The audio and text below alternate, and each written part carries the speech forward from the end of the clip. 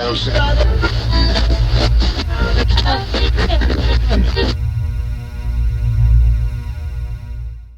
I'm Suzi Quatro, and you are watching Noise 11. That's like Spinal Tap.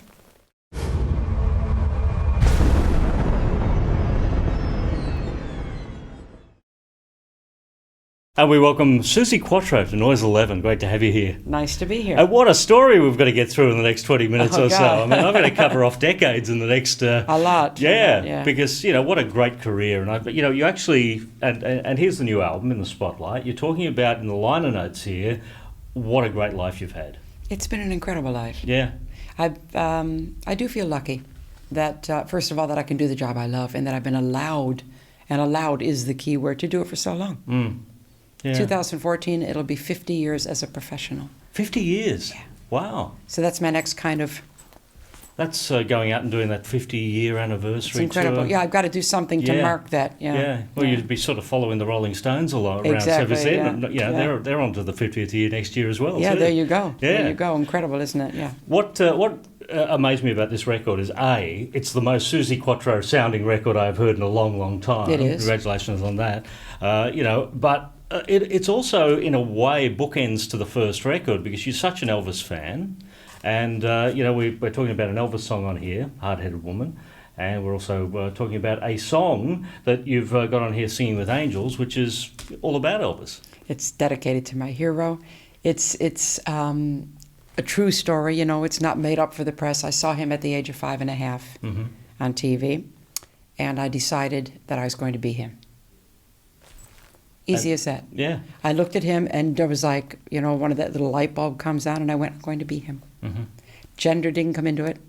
Just, I'm going to do that, what he's doing. Mm. And that was 5-year-old Suzi. So you'd made up your mind way back then, Yeah, my path was kind of set out. It really was. So there wasn't really much of a career change that you ever had to worry about. I've never had any other job other than entertaining. Yeah. Well, that song, Singing with Angels, you've actually gone and recruited James Burton, who was in Elvis's band, and also the Jordanaires to sing on there. That must have been a really special moment in the studio. It was tingles up the back of the neck. Yeah. I'm sitting in Nashville singing a song I've written for my hero with his people. I went to put that vocal down. I was just like, oh my God, the weirdest feeling ever. I say it on stage when I do the song. I don't think I wrote that song alone. Mm. He was in there helping out. It feels like it. Yeah. Yeah. Because Elvis didn't actually write that many songs, did he? No, in fact, he didn't really write anything.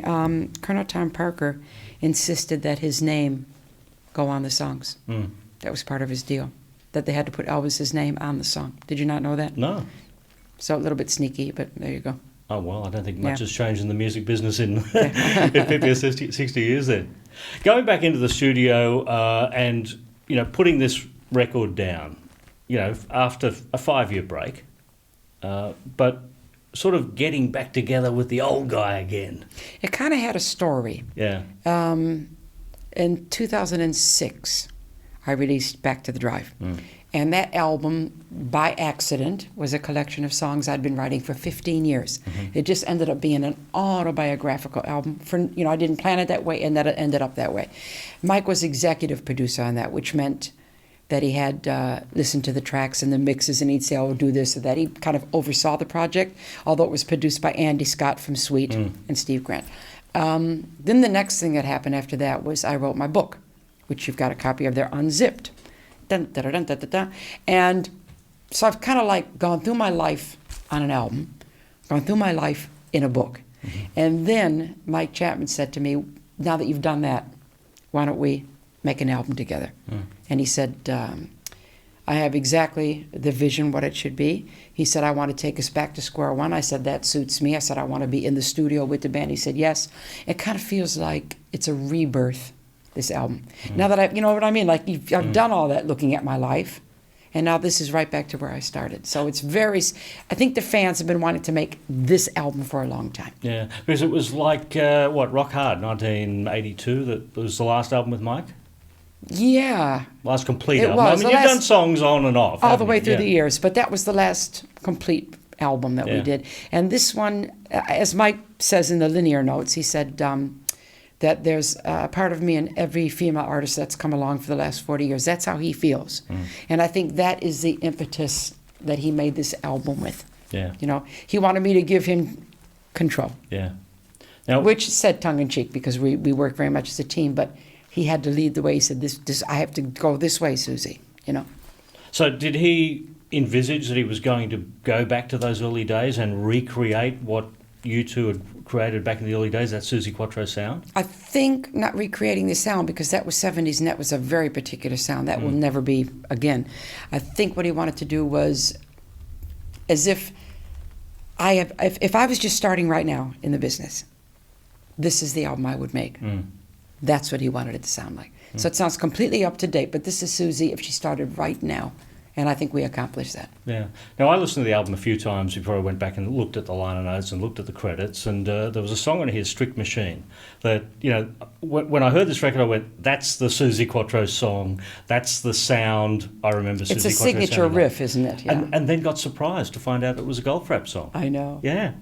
And when we were putting it down, because Mike suggested that one as one of the covers, and I loved it, so we were putting it down in the studio. And I kind of said, Mike, am I wrong, or is this Can the Can? He went, similar. And I said, can I be a little bit sneaky here? And he said, go on. And I did it.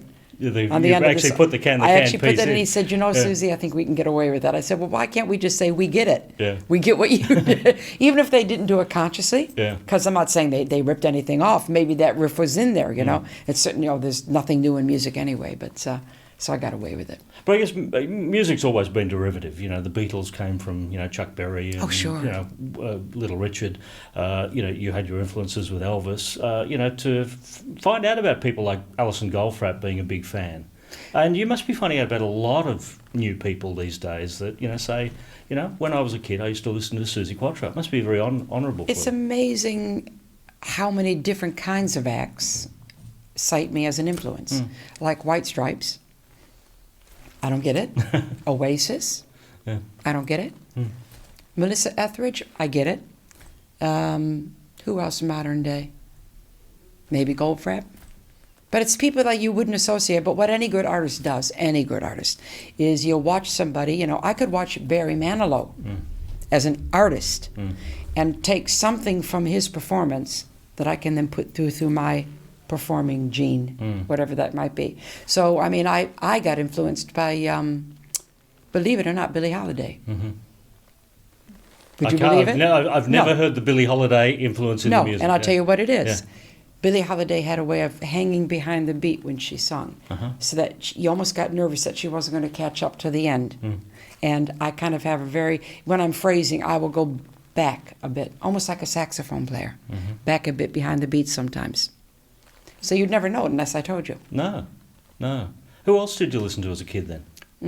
I listened to all my dad's music. He played from everything from the 30s upwards.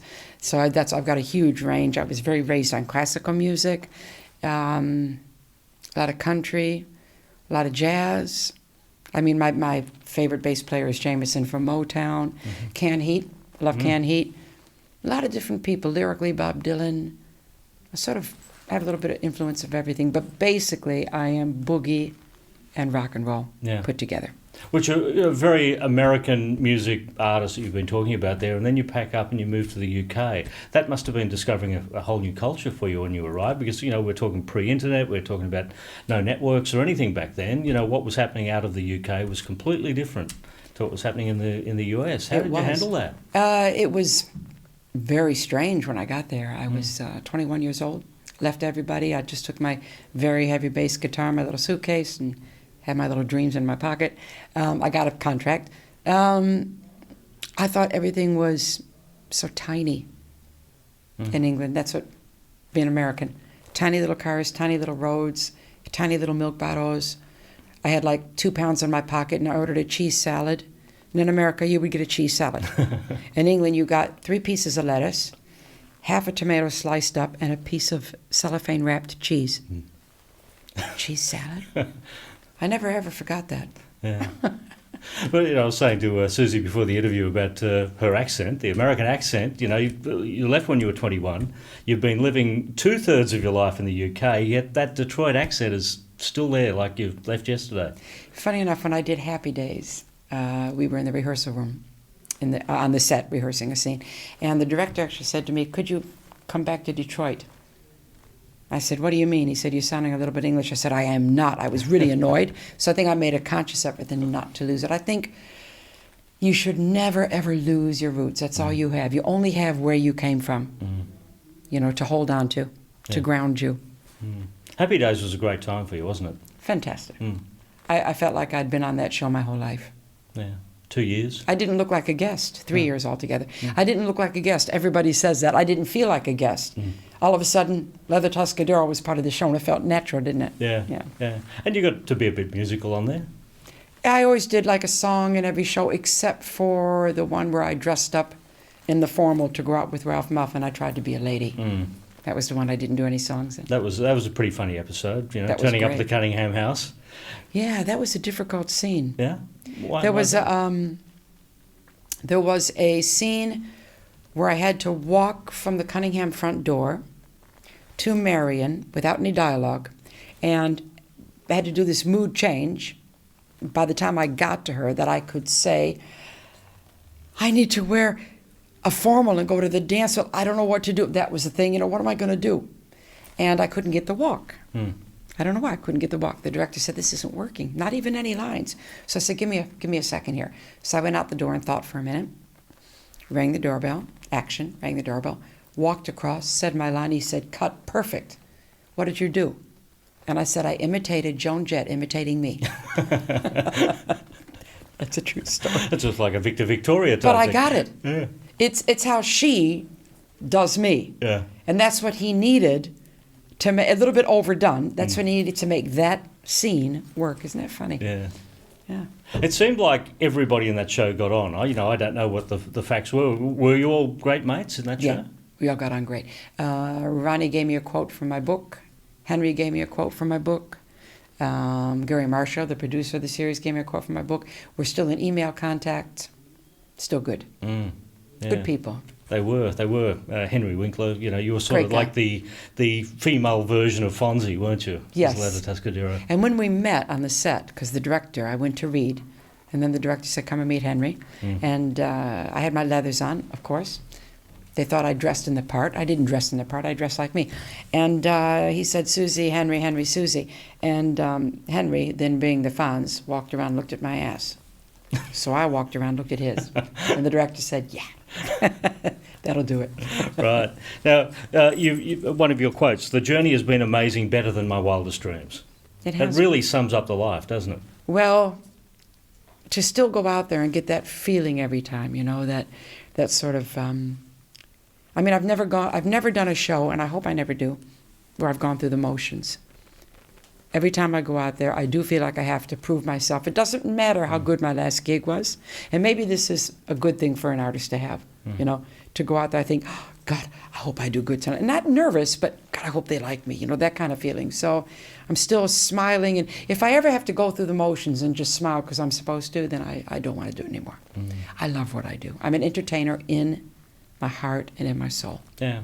And with the number of shows that you do every year, upwards of 100 shows a year, over a decade, over a couple of decades, over, 30, 40 years. Songs like, if we go right back to Can the Can, Devilgate Drive, 48 Crash, I guess a lot of these sort of songs, fans wouldn't let you leave the venue unless you perform them. Do you ever get sick of performing some of the big hits? I can't honestly understand why any artist would get sick of performing their greatest moments. A 1, 2. How can you get tired of that, Yeah. It's a joy every time I sing it. It's a joy every time I do it. And I believe that you owe the audience what they want to hear. Mixed in with some new stuff, too. Yeah. But I will always... I'm a crowd pleaser. Yeah. There were a couple of different eras of Suzi Quatro, weren't there? There was like that rock and roll era that kicked it all off.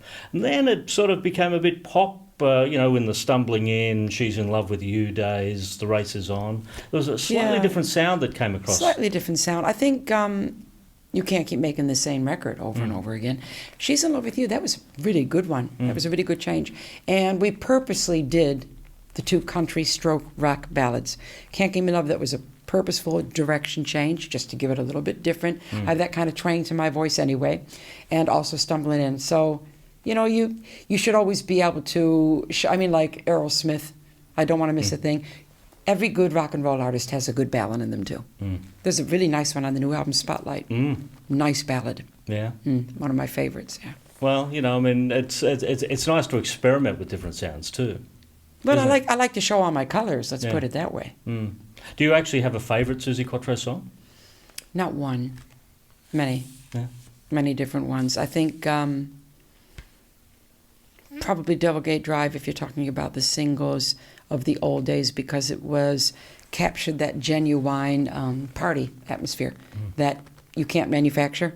If everybody's sitting around at a party and you want to get everybody up, you put that record on and people will get up. So that says something.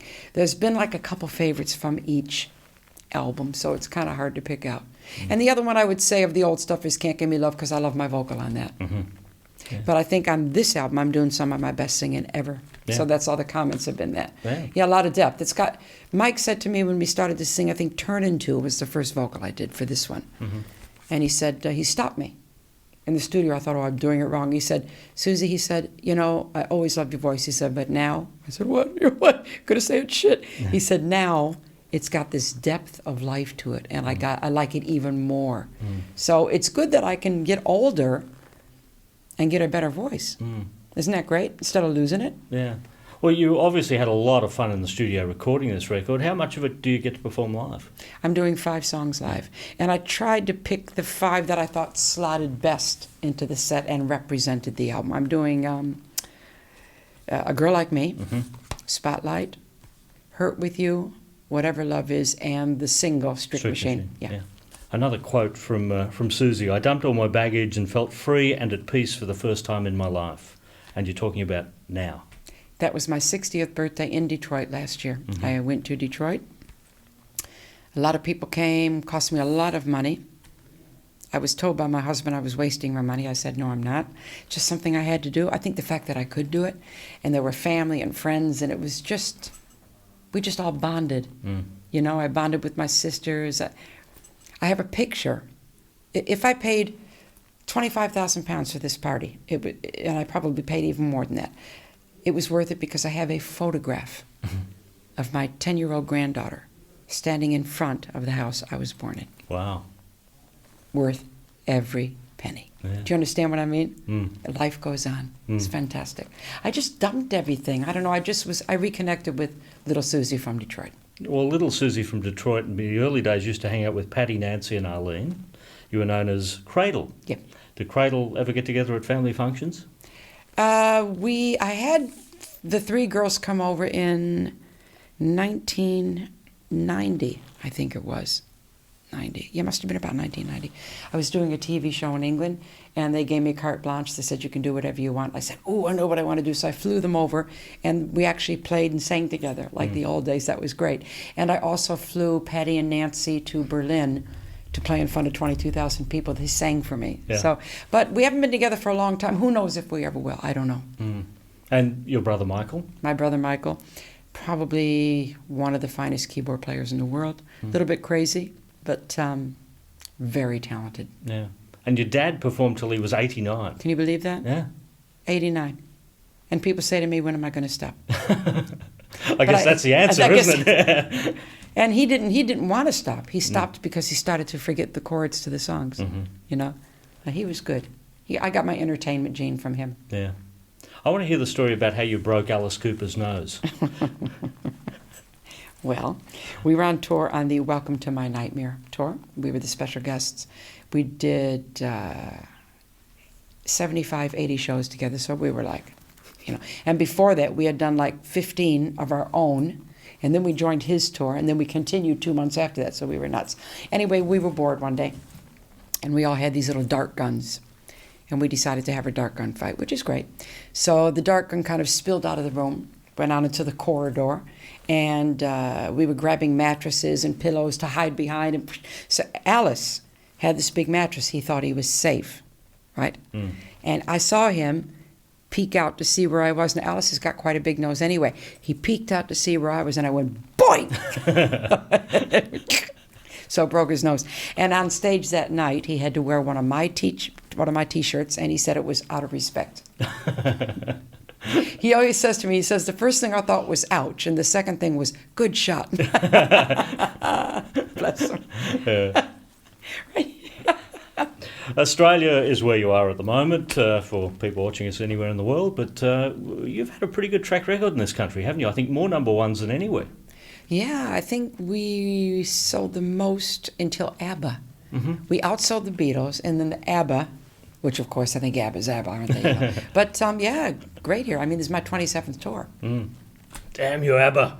Yeah. No, it's okay. Yeah. They're a great pop band, one of the best ever. Oh, yeah. Who doesn't like ABBA? Well, you would have been competing with them on the chart for a long time.